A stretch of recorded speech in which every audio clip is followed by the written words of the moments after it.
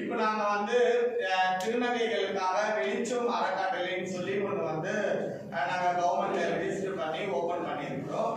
அந்த வெளிச்சம் அறக்கட்டளை எதற்காகனாக்கா ஜமாத்தால் பாதிக்கப்பட்ட திருநங்கைகளுக்கு மறுவாழ்வு கொடுக்கும் ஒரு மையமாக நாங்க வச்சிருக்கிறோம்.